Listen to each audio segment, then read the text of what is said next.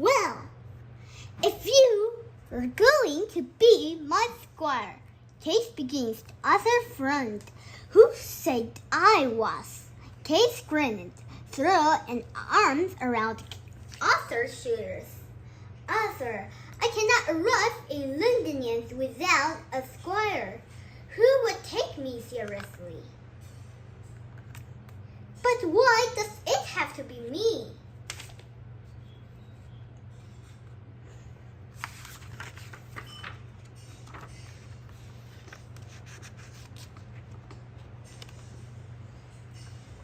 Because you're my little brother, and you want me to win. Arthur sighed, shaking his head as he bent to pick up the bag. Oh, and you're in charge of my sword too, Case added, slipping the scabbard from his belt and handing it to Arthur. See that you keep it well oiled and sharp, he instructed before mounting his horse. He had insisted on arriving on horseback rather than starting the cart. The animal screeched with his excitement. And don't lose it, he called back with a laugh.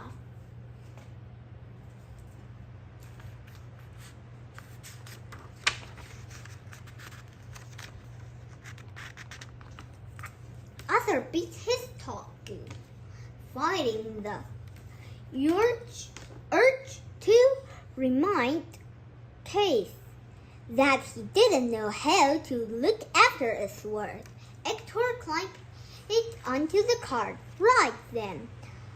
Unless you two have forgotten anything.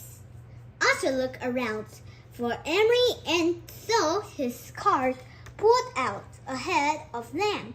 Hector snapped the rein, and their horses began to follow slowly, then gradually to pick up speed. Looking back, Arthur felt a stirring of excitement. The farmhouses grew smaller and smaller in the distance.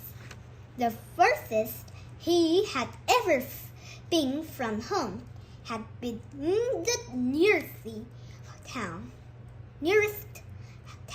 Londonians would be a whole new adventure.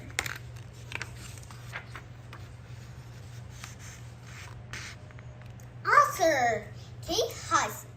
Are you asleep? Yes, Arthur mumbled, as if the constant jolting of the carts would let him sleep.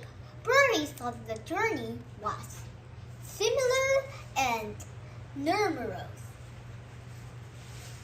Thought the fields and trees along the way had been, and despite Case running on the end on a boat, that would happen when he drew the sword from the stone. Arthur yawned hungrily. Arthur!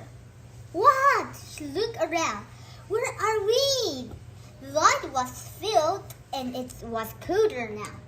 The landscape finally looked different. Shadows and gloomy.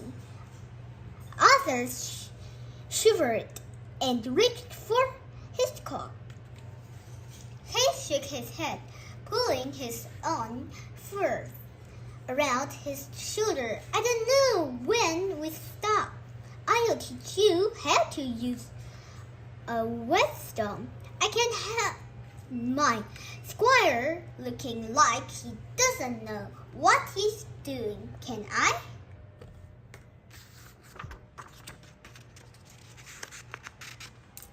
It wasn't long before their father found a place to sleep for the night. Arthur and Emery set up camp. Wallace, Hector, in case uses the last of the light to hunt their supper. Kate talked so loudly as they headed of that it would be a miracle if they caught anything. Your brother seemed very sure of himself. Emily observed it as they sat beside the fire they had built. He is, Arthur chirped affectionately. He still makes a great leader.